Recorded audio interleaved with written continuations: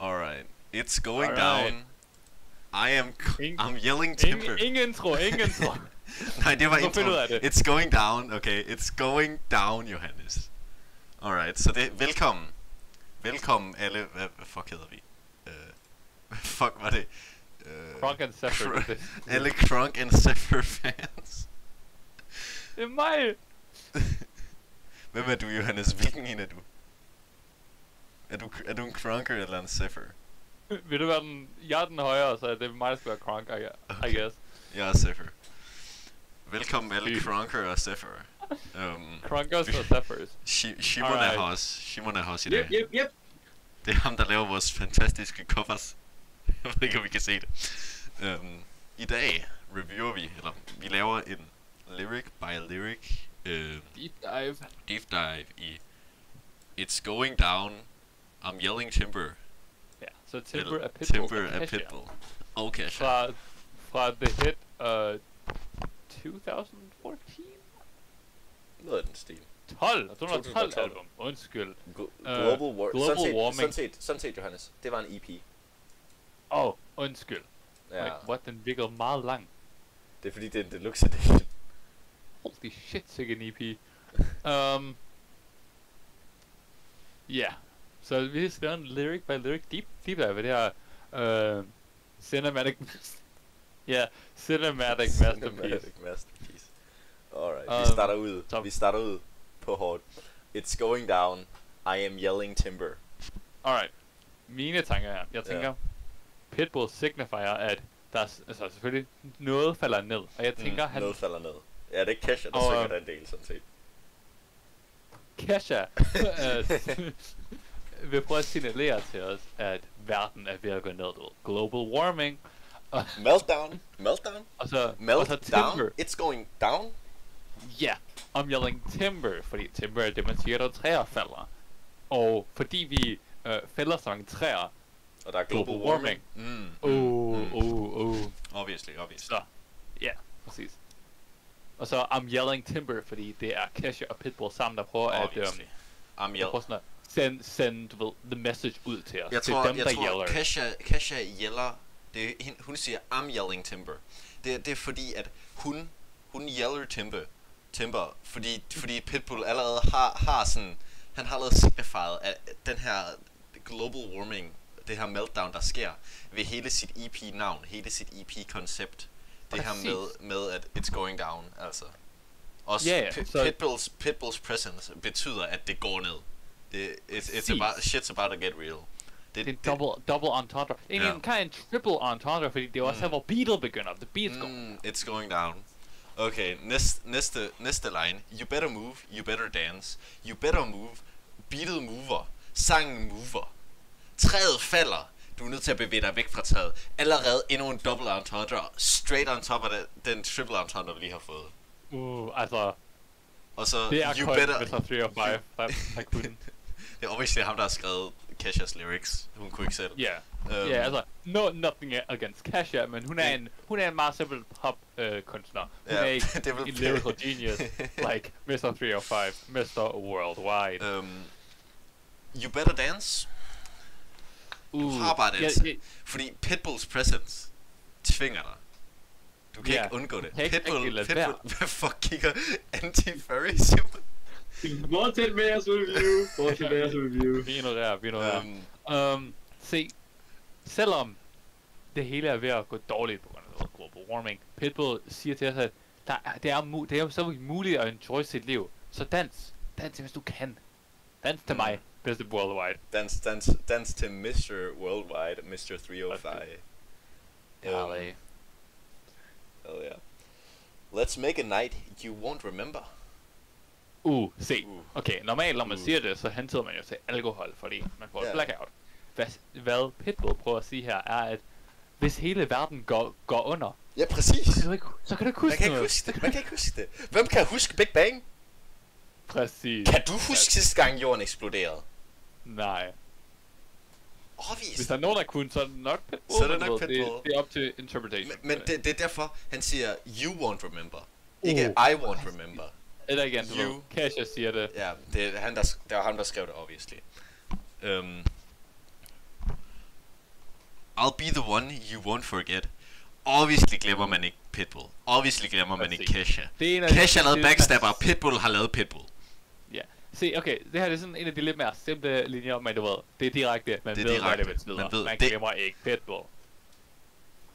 Timber, Ja, det kan jeg Timber. Godnat. Timber, Og så Timber. Det er skrigende af de damned. Som træet falder på dem. Ja. Og det er Ja, doom. præcis. Ja, det er jo en klog analyse. Jeg lærer så meget. It's going down, du ved. Dit liv er i hvert fald ned, fordi træet, der falder på grund af global warming, falder ned på dig. Dit liv er going down.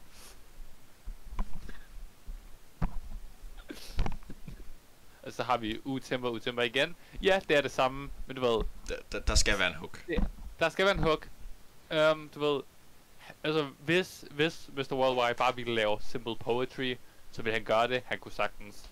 Men du ved, han har valgt at gøre det til en popsang for at reach the masses. og så man har brug for Ja, obviously. Og efter alle de her uger, så kommer det her Pitbull poetry, som vi har ventet på hele sangen indtil videre.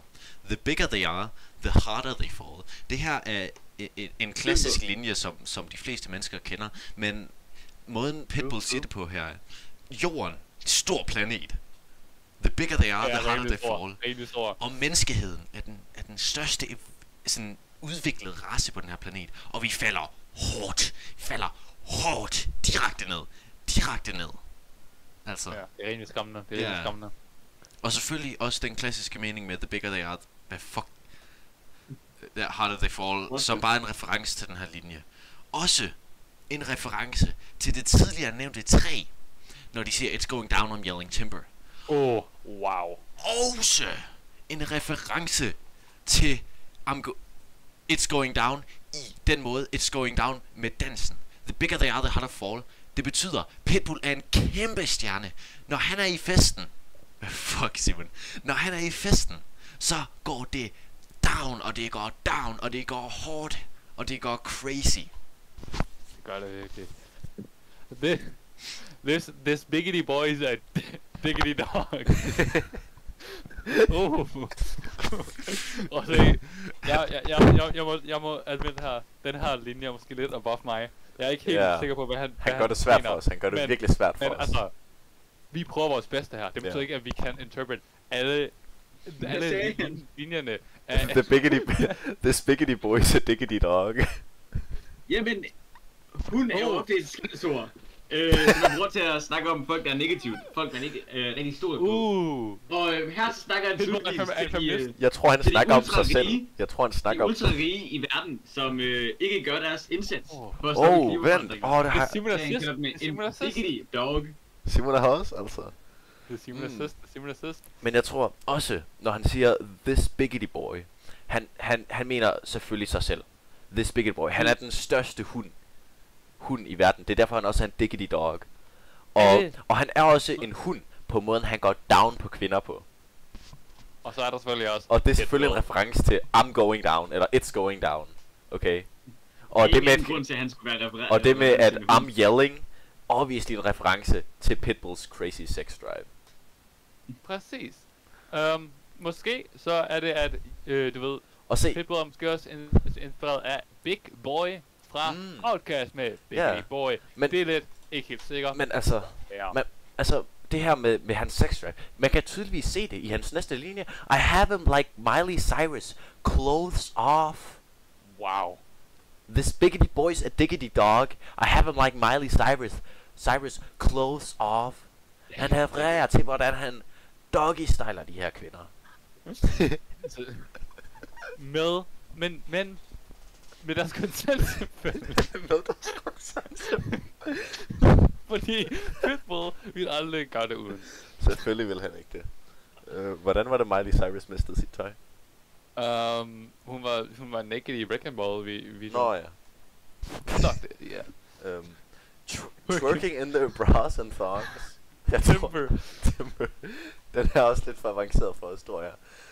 Ja, tror jeg også. Den tror jeg bare... Nej, men faktisk. Twerking in their bras and thongs. Twerking in the brass and thongs. Ja, men her kalder han ud... Brassene er tydeligvis forfærdeligt. en reference til, hvor sådan fangede kvinder er i verden. Altså, de er imprisoned af deres af sexismen, der er. Og sådan thongsene, det er deres frihed. Nej. Thongsene er også... Nej. Jamen, han folder ud sexarbejderindustrien for at være så brutal. Ja. Og de det arbejde. twerking, de prøver at slippe væk fra det ved at twerke. Det er jo det, de bliver tvunget til. Ja, præcis. Det er ikke noget valg. Ved du, hvor hårdt det er at twerke? Jeg er sikker på, at mange ser det ude og Det er ikke sikker på, twerket i mange timer i træk. Det er jeg sikker på, at du ved. Face down booty. Face down. De har ansigtet væk og nede fra de her sådan sociale problemer, der er i verden.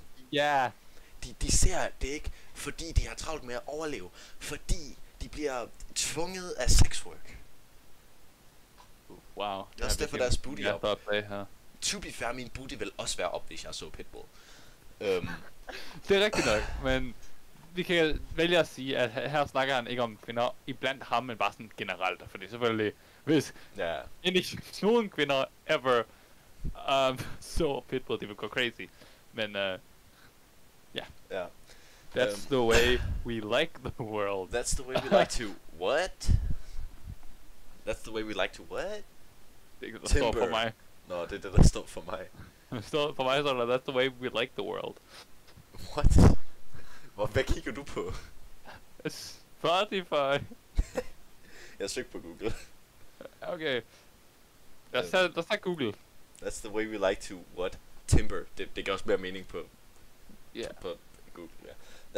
That's the way we like to what? Timber. Obviously, timber igen refererer til det her It's going down. Hele det her vers, eller hele det her vers indtil videre, det har været sådan meget om de her sådan sociale problemer inden for samfundet. Meget om hvordan vi kan godt lide at gå down, vi kan godt lide at gå hårdt, vi kan godt lide når nu musikken bomber og vi danser, men det er fordi det er måden vi kan lide at timber på. Timber er den her idé, det her koncept som vi socialt har lavet om hvordan vi vil have det sjovt, hvordan vi glemmer de her sociale problemer, de her samfundets problemer. Men i virkeligheden så er det staten, der har startet de her problemer. Men staten. Pitbull vil have os til at få den her timberfølelse bøjet til en mere positiv for os selv, til noget der gør det bedre for os selv, i stedet for at vi sådan hjælper staten. Fordi fuck staten, fuck samfundet. Når samfundet direkte går imod os, som det gør. Fuck samfundet, jeg er kun That is the way we like to timber. Wow. I'm sicker than an oil spill. Wow. Det er obviously bare Pitbull. Jeg tror ikke, man behøver at gå så dybt der. Men altså, der har vi til igen med like oil spill. Like du ved, like Mario Kart. Det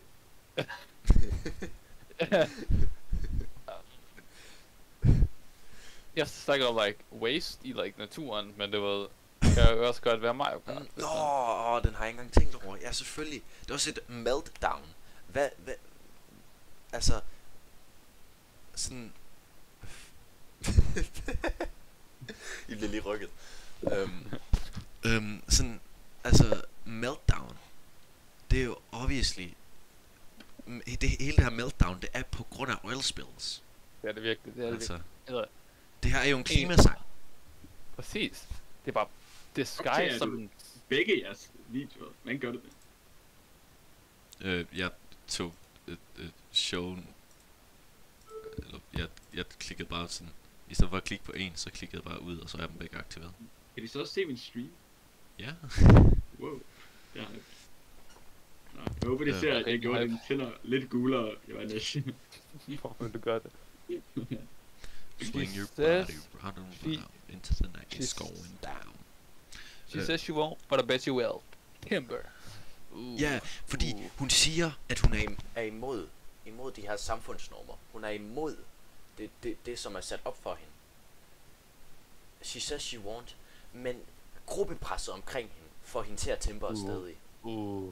Dan, Hun kan ikke undslippe Timberet. damn.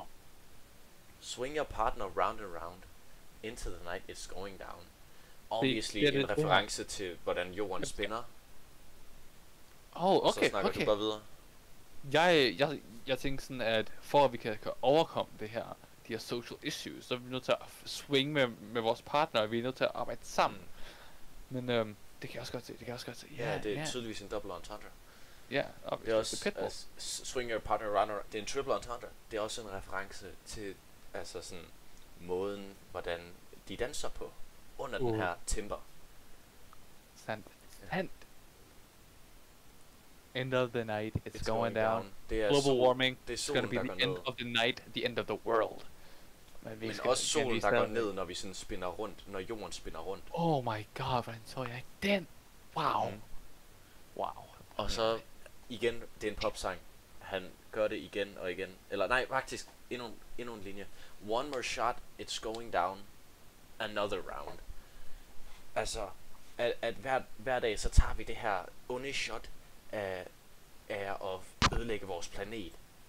Og vi er ligeglade. Vi tager endnu en runde rundt i vores planets solsystem. Vi spinner igen. Endnu en temper. Altså, vi tager et ondt shot, der får os i gang. Gør vi virkelig. I gang med at temper. Og så repeater han det 3-4 gange. Så har vi It's Going Down, I'm on Timber. Den har vi. I'll be the one you won't forget, whatever. Yeah. Og så whoa, Timber. Når de har den her Timber, så er de glade. Screams of the people. Før havde vi the horrors of the dead, the horrors af folk, der dør. Nu har vi the screams of the people, imens de Timber. Imens de er glade, imens de tror, de er glade. Men i virkeligheden kommer det til at udvikle sig til de her det kan man også se, til Det går fra, at de er glade i en Timber, til at verden har melted down og er ødelagt, så de igen, de skriger i smerte direkte ned fra helvede, fordi de brændt op. De brændt op på kloden, som vi har gjort til helvede. Og den her cycle repeater 2 gange, for at vise, at vi snurrer rundt. Vi er i en evig forbandelse af Timber på Timber. Og Pitbull er den eneste, der ser det her. Han er den eneste, der kan overse det. Han er den eneste, der kan huske den her Timber. Okay. Nu vil jeg gerne lige se her. Det næste, det kommer til at være en lidt længere del. Look up in the sky, it's a bird, it's a plane, nah, it's just me, ain't a damn thing changed, live in hotels, swing on planes, blessed say, money ain't a thing. Det her, det er, at selvom Pitbull er den her mand, som han er, den her vise prophet almost, han har selv været sådan en del af The Timber. Han er blevet fooled, as in the devil, I guess. Han blev gripped i, the good life, med det som the government prøver sådan at det er falske liv. Sådan, han blev fooled af bare leve i sådan hoteller og sådan bare gå fra planes to fra hotel til motel, holiday inns, okay? Han er gået fra hotel til motel til holiday inns. Han har været overalt. Selv en som ham kan get caught up in the Timber life. Men han er back. Han er back. Pitbull and back. Ja, sygt, sure. Club jumping like LeBron now. Men jeg havde glemt, der var en LeBron reference. Club jumping like LeBron now. Bowley. Ooh. Han referencer, at han er the GOAT like LeBron. Der er ingen, der har så meget longevity som Pitbull og LeBron. Kombineret vil de være det ultimative menneske. De vil også være den ultimative light skin. Topic for another day. Rigtig nok. Den anden episode. Hvor er det vi henne nu? Voldy. Hvad er Voldy? Now Voldy. Men hvad? Jeg søger lige på det. Club jump like LeBron now. Voldy. Nå, det er en alkohol. Det er en vodka. Okay. Sygt. Order me another round, homie. Reference to the volley, obviously. Volley er det her onde shot, han også nævnte tidligere. One more shot, another round. Det er den her onde cyklus. Præcis. Og volley, obviously også en reference til elektricitet, og elektricitet har ført os en del gode ting. Men det er også grunden til, at vores verden går ned nu. På grund af biler, som vi laver med elektricitet. Alt elektrisk har ødelagt vores verden. Men nu genbygger vi den igen med elektriske biler, som redder vores verden.